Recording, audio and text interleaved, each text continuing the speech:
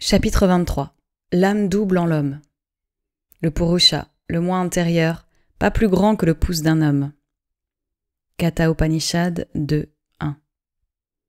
Celui qui connaît ce moi qui savoure le miel de l'existence et qui est le seigneur de tout ce qui est et qui sera, n'éprouve plus aucune répulsion. Katha Upanishad 2.1.5. D'où lui viendrait le chagrin qui pourrait l'abuser, celui qui voit partout l'unité. Isha Upanishad, verset 7. Celui qui a trouvé la félicité de l'Éternel est délivré de toute peur. Taittiriya Upanishad 2.9. Nous avons vu que le premier état de la vie était caractérisé par une sourde poussée, une sourde impulsion inconsciente, par la force d'une volonté involuée dans l'existence matérielle ou atomique, qui n'est pas libre, et n'est maîtresse ni d'elle-même, ni de ses œuvres et de leurs résultats, mais est entièrement gouvernée par le mouvement universel d'où elle émerge, informe et obscure semence de l'individualité. Le deuxième état de la vie s'enracine dans le désir, avide de posséder, mais limité dans son pouvoir. Le bourgeon du troisième est l'amour qui cherche à posséder et à être possédé, à recevoir et à se donner. La fleur délicate du quatrième, le signe de sa perfection, nous la concevons comme la pure et complète émergence de la volonté originelle, l'accomplissement du désir intermédiaire illuminé, la haute et profonde satisfaction de l'échange conscient de l'amour par l'union du possesseur et du possédé dans la divine unité des âmes qui constitue la base de l'existence supramentale. Si nous examinons attentivement ces termes, nous verrons qu'ils sont des formes et des étapes que traverse l'âme dans sa quête de la joie individuelle et universelle des choses. L'ascension de la vie est, en sa nature, l'ascension de la félicité divine en toutes choses, depuis sa secrète conception dans la matière, pour atteindre, à travers vicissitudes et oppositions, son lumineux achèvement dans l'esprit. Le monde étant ce qu'il est, il ne pouvait en être autrement, car le monde est une forme déguisée de Satchidananda. La nature de la conscience de Satchidananda et par conséquent ce en quoi sa force doit toujours se trouver et s'accomplir est la béatitude divine, une félicité omniprésente qui se suffit à elle-même. Puisque la vie est une énergie de sa force consciente, le secret de tous ses mouvements doit être une félicité cachée, inhérente à toute chose, qui est à la fois la cause, le mobile et l'objet de ses activités. Et si, du fait de la division que crée l'ego, cette félicité nous échappe, si elle est retenue derrière un voile et revêt la forme de son propre contraire, de même que l'être revêt le masque de la mort, que la conscience prend l'apparence de l'inconscient et que la force se rit d'elle-même sous le déguisement de l'incapacité, alors ce qui vit ne peut être satisfait et ne peut ni se reposer du mouvement ni l'accomplir, à moins de s'emparer de cette félicité universelle qui est à la fois la félicité secrète et intégrale de son propre être et la félicité originelle du Satchidananda transcendant et immanent qui embrasse, inspire et soutient tout. Rechercher la félicité est donc l'impulsion et la signification fondamentale de la vie, la découvrir, la posséder, la réaliser pleinement est son seul but. Mais où se trouve en nous ce principe de félicité ? Quel terme de notre être utilise-t-il pour se manifester et s'accomplir dans l'activité cosmique ? De la même façon que le principe de la force consciente manifeste et utilise la vie comme terme cosmique, et que le principe du supramental manifeste et utilise le mental. Nous avons distingué un quadruple principe de l'être divin créateur de l'univers, existence, force consciente, béatitude et supramental. Nous avons vu que le supramental est omniprésent, mais voilé, dans le cosmos matériel. Il se trouve derrière la réalité phénoménale des choses, et s'y exprime de manière occulte. Mais pour l'exécution, il recourt à son terme subordonné, le mental. La force consciente divine est omniprésente, mais voilée, dans le cosmos matériel, secrètement à l'œuvre derrière cette réalité phénoménale. Elle s'y exprime de façon caractéristique par son terme subordonné, la vie. Et bien que nous n'ayons pas encore examiné séparément le principe de la matière, nous pouvons déjà voir que la divine toute existence est elle aussi omniprésente dans le cosmos matériel, mais voilée, dissimulée derrière la réalité phénoménale, et qu'elle s'y manifeste d'abord à travers son terme subordonné, la substance, la forme d'être ou matière. Par conséquent, le principe de la béatitude divine doit être, lui aussi, omniprésent dans le cosmos. Et si en vérité il demeure voilé et se possède lui-même derrière la réalité phénoménale concrète, il se manifeste pourtant en nous au moyen d'un principe subordonné qui lui est propre et où il se cache, et par lequel nous devons le découvrir et le réaliser dans l'action universelle. Ce terme est quelque chose en nous que, dans un sens particulier, nous appelons parfois l'âme, c'est-à-dire le principe psychique, qui n'est ni la vie, ni le mental, et encore moins le corps, et qui détient pourtant le secret de l'éclosion et de l'épanouissement de leur essence à la félicité particulière du moi, à la lumière, à l'amour, à la joie et à la beauté, et à une pureté subtile de l'être. En réalité, cependant, cette âme, cet élément psychique est double, comme le sont tous les autres principes cosmiques en nous.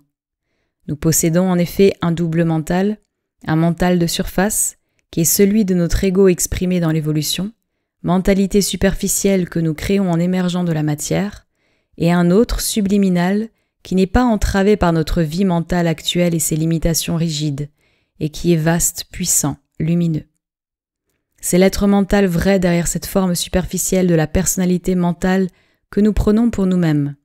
De même, nous vivons deux vies, l'une extérieure, involuée dans le corps physique, liée par son évolution passée dans la matière, qui est née et qui mourra après avoir vécu, l'autre qui est une force de vie subliminale et n'est pas confinée dans les étroites limites de notre naissance et de notre mort physique. C'est notre être vital vrai derrière cette forme de vie que, par ignorance, nous prenons pour notre existence réelle. Cette dualité se retrouve jusque dans la matière de notre être, car notre corps cache une existence matérielle plus subtile qui fournit la substance de nos enveloppes, non seulement physique mais vitale et mentale, et constitue donc notre substance réelle soutenant cette forme physique que, par erreur, nous imaginons être tout le corps de notre esprit. De même, y a-t-il une double entité psychique en nous, une âme superficielle de désir qui se manifeste dans les appétits de notre vital, dans nos émotions, dans la faculté esthétique et la recherche mentale du pouvoir, de la connaissance et du bonheur, et une entité psychique subliminale, une pure puissance de lumière, d'amour et de joie, essence subtile de l'être qui est notre âme véritable derrière la forme extérieure de l'existence psychique, que nous honorons si souvent de ce nom. Lorsqu'un reflet de cette entité psychique plus grande et plus pure vient à la surface, alors nous disons d'un homme qu'il a une âme. Et lorsque ce reflet est absent de sa vie psychique extérieure, nous disons de lui qu'il n'a pas d'âme. Les formes extérieures de notre être sont celles de notre petite existence égoïste. Les formes subliminales sont les formations de notre véritable et plus vaste individualité. Elles constituent donc la partie cachée de notre être où notre individualité et notre universalité se rapprochent et se touchent, établissent des rapports et des échanges constants. En nous, le mental subliminal est ouvert à la connaissance universelle du mental cosmique, la vie subliminale est ouverte à la force universelle de la vie cosmique, et le physique subliminal est ouvert à la formation de force universelle de la matière cosmique. Les murs épais de notre mental, de notre vie et de notre corps superficiel qui nous en séparent, et que la nature doit percer avec tant de peine, si imparfaitement et par tant de procédés physiques d'une ingénieuse maladresse, ne sont dans le subliminal qu'un moyen plus subtil à la fois de séparation et de communication. De même, l'âme subliminale en nous est ouverte à la joie universelle que l'âme cosmique goûte en sa propre existence, comme en l'existence des myriades d'âmes qui la représentent, et dans les opérations du mental, de la vie et de la matière par lesquelles la nature se prête à leur jeu et à leur développement. Mais l'âme de surface est coupée de cette joie cosmique par les épaisses murailles de l'ego. Certes, ces murailles ont des portes par où l'on peut pénétrer, mais en les traversant, les effleurements de la divine félicité cosmique s'atténuent et se déforment, ou revêtent l'apparence de leur propre contraire. Ce que l'on trouve dans cette âme superficielle ou âme de désir, ce n'est donc pas une vraie vie de l'âme, mais une déformation psychique et une réception fausse au contact des choses. La maladie du monde est que l'individu est incapable de découvrir son âme véritable, et la racine de ce mal est, ici encore, qu'en embrassant les choses extérieures, il ne parvient pas à atteindre l'âme véritable du monde où il vit. Il essaie d'y découvrir l'essence de l'être, l'essence du pouvoir, l'essence de l'existence consciente, l'essence de la félicité, mais reçoit à la place une multitude de contacts et d'impressions contradictoires. S'il pouvait trouver cette essence, il trouverait aussi l'être, la puissance, l'existence consciente et la félicité universelle et unique, même en ses contacts et ses impressions innombrables. Les contradictions des apparences seraient réconciliées dans l'unité et l'harmonie de la vérité qui, à travers ses contacts, cherche à nous atteindre.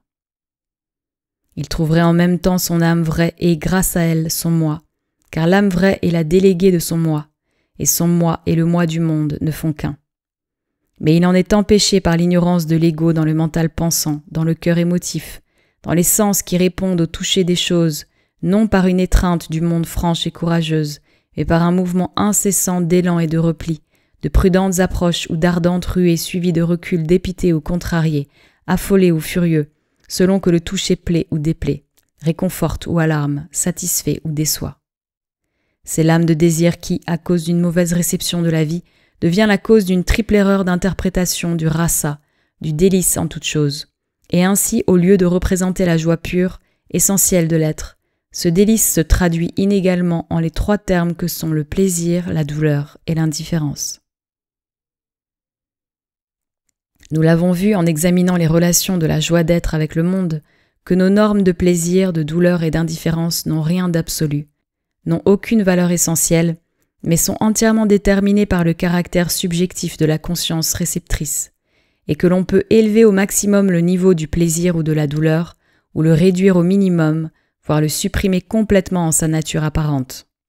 Le plaisir peut devenir douleur et la douleur plaisir, car en leur secrète réalité, ils sont une même chose différemment reproduite dans les sensations et les émotions. Quant à l'indifférence, elle provient de l'inattention de l'âme, de désirs superficiels du rasa des choses, en son mental, ses sensations, ses émotions et ses appétits, ou de son incapacité à le recevoir et y répondre, ou encore de son refus d'y réagir superficiellement. Ce peut être aussi sa façon de repousser et d'écraser volontairement le plaisir ou la douleur dans la neutralité de la non-acceptation. Dans tous les cas, cela traduit soit un refus positif, soit un manque de préparation, soit une incapacité négative quand il s'agit de traduire, ou d'une façon ou d'une autre, de représenter positivement à la surface quelque chose qui est pourtant subliminalement actif. L'observation et l'expérience psychologique nous ont donc appris que le mental subliminal reçoit et garde en mémoire tous les contacts qu'ignore le mental de surface. De même, nous découvrons que l'âme subliminale répond au rasa, à l'essence perçue dans l'expérience, de ce que l'âme superficielle de désir refuse et rejette par dégoût, ou qu'elle ignore parce qu'elle reste neutre et ne l'accepte pas. La connaissance de soi est impossible à moins de passer au travers de l'existence superficielle, qui est simplement un résultat d'expérience, extérieure sélective, une sonde imparfaite ou une traduction hâtive, maladroite et fragmentaire d'une petite part du beaucoup que nous sommes. À moins de traverser tout cela, de jeter notre sonde dans le subconscient et de nous ouvrir au supraconscient afin de connaître leur relation avec notre être de surface. Car notre existence se meut entre ces trois termes et trouve en eux sa totalité. Le supraconscient en nous est un avec le moi, et l'âme du monde n'est assujettie à aucune diversité phénoménale. Il possède donc pleinement la vérité et le délice des choses. Au contraire, le subconscient, ou ce qu'on l'en appelle ainsi, n'est pas, en ce lumineux sommet de lui-même, que nous nommons le subliminal, vraiment en possession de l'expérience. Il n'en est qu'un instrument, et il n'est pas réellement un avec l'âme et le moi du monde. Il s'ouvre cependant à eux grâce à son expérience du monde. L'âme subliminale est intérieurement consciente du rasa des choses et goûte un même délice en tout contact. Elle est également consciente des valeurs et des normes de l'âme superficielle de désir et reçoit, à sa propre surface, les contacts correspondants du plaisir, de la douleur et de l'indifférence, mais trouve une joie égale en tous. Autrement dit, notre âme véritable se réjouit de toutes ces expériences, y recueille force, plaisir et connaissance, et grâce à elle, croît en abondance et en richesse. C'est cette âme vraie en nous qui oblige le mental de désir récalcitrant à supporter, voire à rechercher et à trouver un plaisir dans ce qui lui est douloureux, à rejeter ce qui lui est agréable, à modifier ou même à inverser ses valeurs, à rendre les choses égales dans l'indifférence ou égales dans la joie des multiples facettes de l'existence.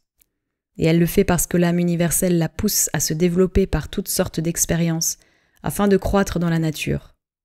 Autrement, si nous ne vivions que par l'âme superficielle de désir, nous ne pourrions pas plus changer ou progresser que la plante ou la pierre immobile, menant une existence immuable.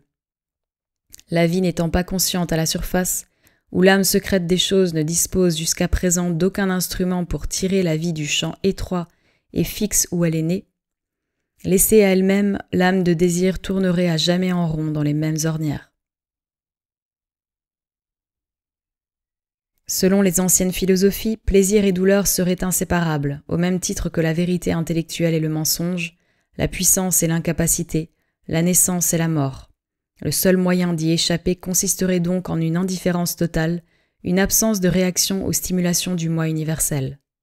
Mais une connaissance psychologique plus subtile nous révèle que cette conception, qui repose uniquement sur les faits superficiels de l'existence, n'épuise pas vraiment les possibilités du problème.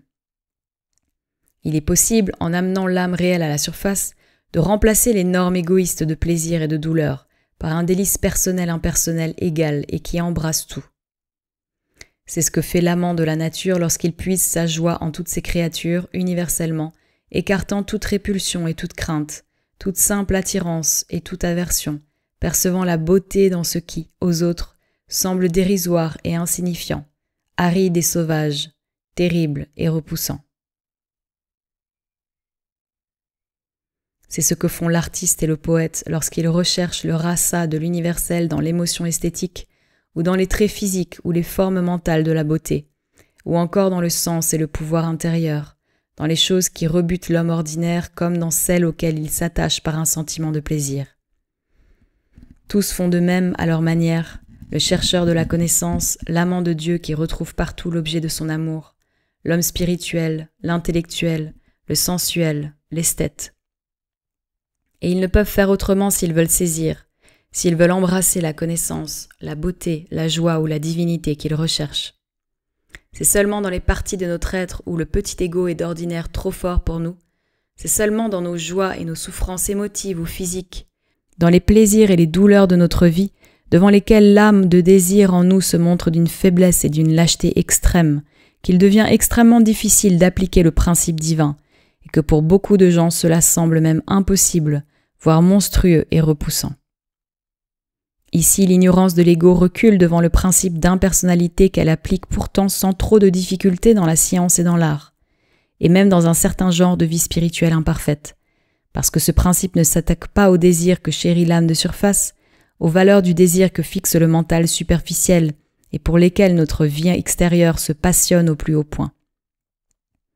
Dans les mouvements plus libres et plus élevés, seuls sont exigés de nous une égalité et une impersonnalité limitée et spécialisée propre à un domaine particulier de la conscience et de l'action, alors que la base égoïste de notre vie pratique est conservée dans les mouvements inférieurs. Ce sont les fondations mêmes de notre vie qui doivent être changées pour faire place à l'impersonnalité et à l'âme de désir. Cela paraît impossible. L'âme vraie est secrète en nous, subliminale, avons-nous dit. Mais le mot est trompeur, car cette présence ne se situe pas sous le seuil du mental de veille, mais brûle dans le temple du cœur le plus profond, derrière l'écran épais d'un mental, d'une vie et d'un corps ignorant, non pas subliminal, donc, mais derrière le voile. Cette entité psychique voilée est la flamme de la divinité qui est toujours allumée en nous, et que rien ne peut éteindre, pas même cette dense inconscience qui nous empêche de percevoir notre moi spirituel intérieur et obscurcit notre nature extérieure. Cette flamme née du divin est la lumineuse habitante de l'ignorance, où elle grandit jusqu'à ce qu'elle puisse l'orienter vers la connaissance. C'est le témoin et le maître invisible, le guide caché, le daimon de Socrate, la lumière ou la voix intérieure du mystique. C'est ce qui perdure, impérissable en nous de naissance en naissance, et que n'atteint ni la mort, ni le déclin, ni la corruption. Cette indestructible étincelle du divin n'est pas le moi ou Atman non né, car même en présidant à l'existence de l'individu, le moi demeure conscient de son universalité et de sa transcendance, mais elle n'en est pas moins son député dans les formes de la nature. Elle est l'âme individuelle qui soutient le mental, la vie et le corps, se tient derrière l'être mental, l'être vital, l'être physique subtil en nous, observe leur développement et profite de leurs expériences. La véritable entité de ces autres pouvoirs de la personne en l'homme, de ces êtres de son être, est elle aussi voilée, mais ces pouvoirs projettent des personnalités momentanées qui composent notre individualité extérieure et nous appelons nous-mêmes la combinaison de leurs actions superficielles et de leur état apparent.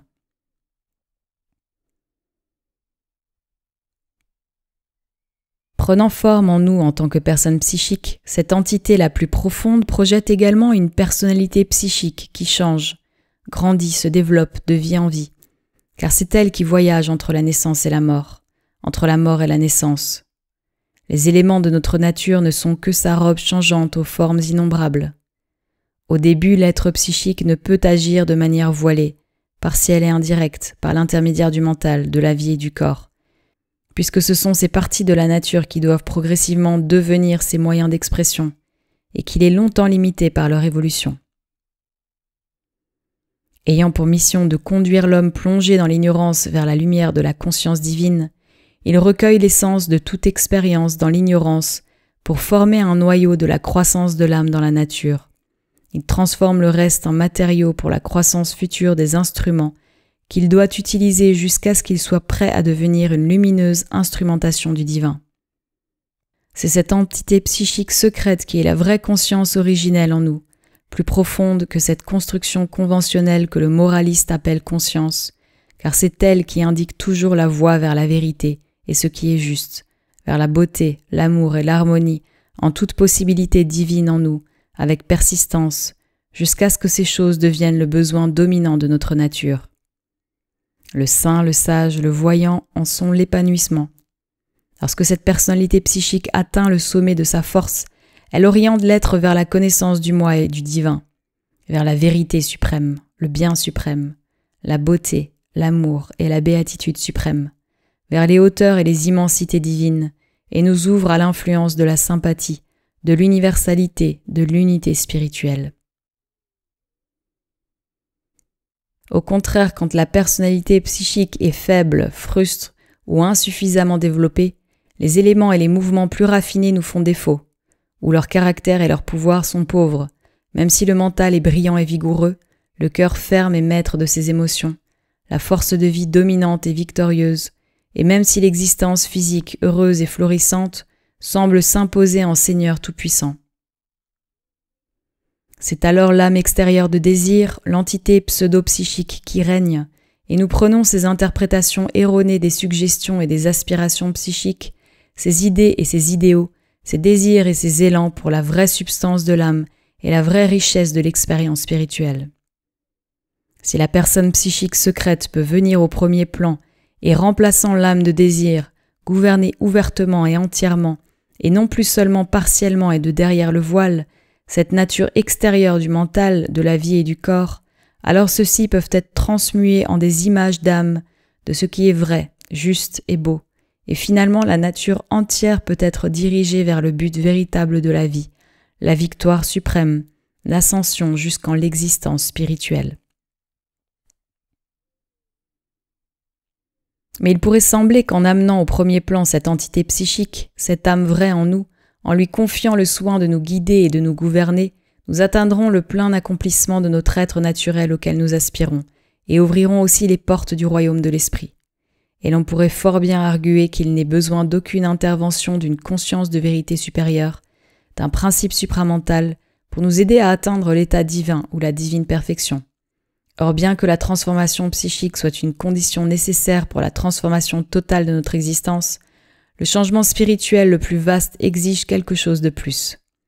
Tout d'abord, le psychique étant l'âme individuelle dans la nature, il peut s'ouvrir au domaine plus divin et secret de notre être, en recevoir et en réfléchir la lumière, la puissance et l'expérience. Mais venant des plans supérieurs, une autre transformation, une transformation spirituelle est nécessaire pour que nous puissions posséder notre moi en sa dimension universelle et transcendante. À un certain stade, l'être psychique laissé à lui-même pourrait se contenter de créer une formation de vérité, de bien et de beauté, et en faire son état permanent.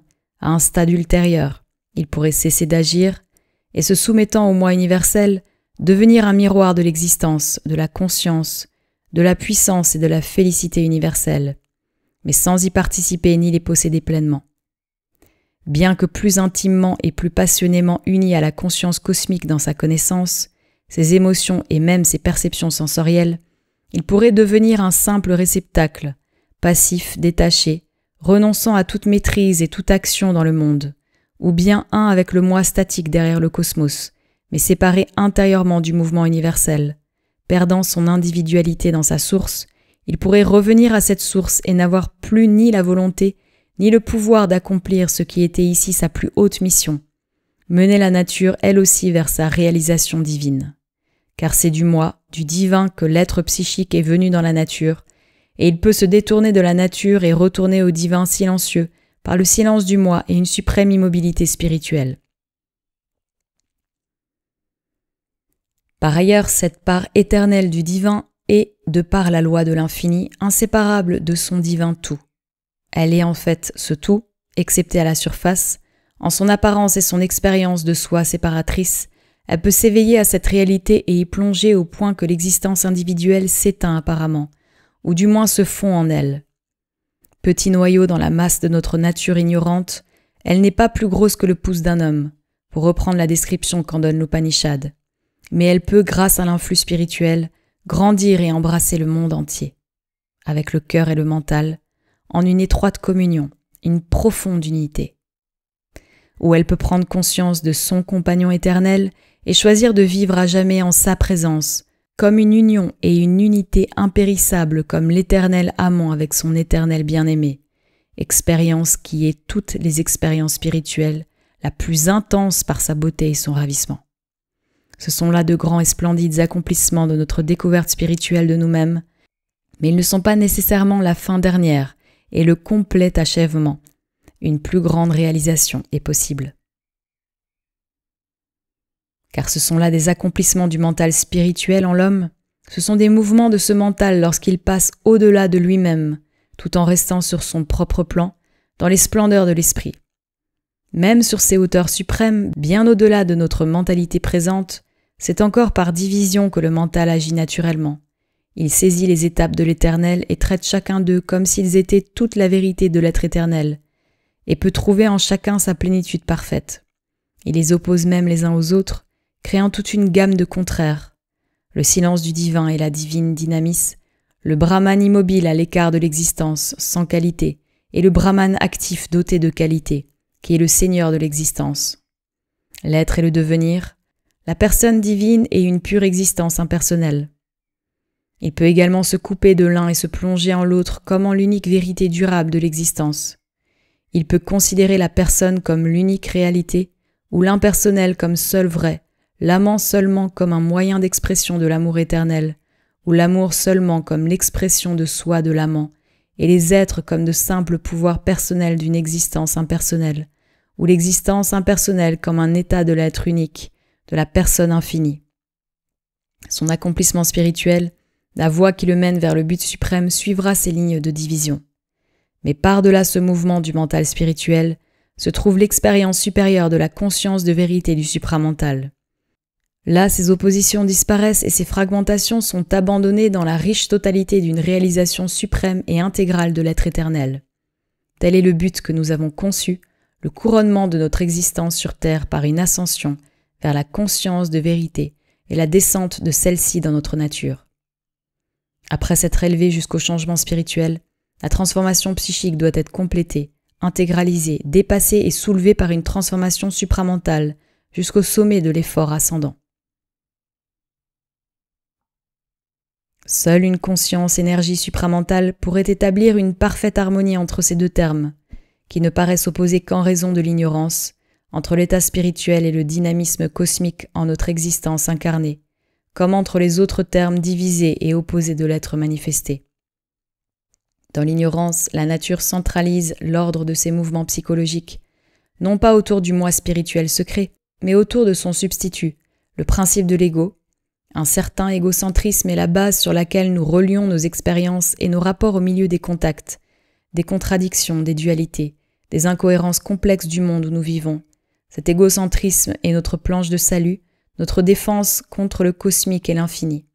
Mais pour le changement spirituel, nous devons renoncer à cette défense. L'ego doit disparaître, la personne se voit dissoute en une vaste impersonnalité. Dans cette impersonnalité, il n'y a au début aucune clé pour un dynamisme ordonné de l'action. Il en résulte fréquemment une division de l'être en deux parties, le spirituel au dedans, le matériel au dehors. En l'une, la réalisation divine s'établit dans une parfaite liberté intérieure, mais la partie naturelle poursuit l'ancienne action de la nature. Elle perpétue par un mouvement mécanique des énergies passées l'impulsion déjà transmise. S'il y a dissolution complète de la personne limitée et de l'ordre égocentrique, la nature extérieure peut même devenir le champ d'une incohérence apparente, bien qu'au-dedans tout rayonne de la lumière du moi. Ainsi nous devenons extérieurement inertes et inactifs, mus par les circonstances ou les forces, mais sans mouvement propre.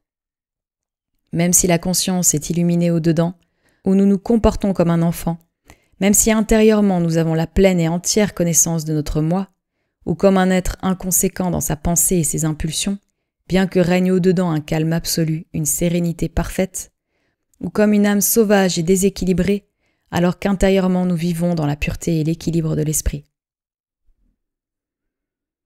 Où il y a un dynamisme ordonné dans la nature extérieure, ce peut être une continuation de l'action superficielle de l'ego, à laquelle l'être intérieur assiste sans l'accepter, ou un dynamisme mental qui ne peut exprimer parfaitement la réalisation spirituelle intérieure, car il n'y a pas d'équivalence entre l'action du mental et l'état spirituel.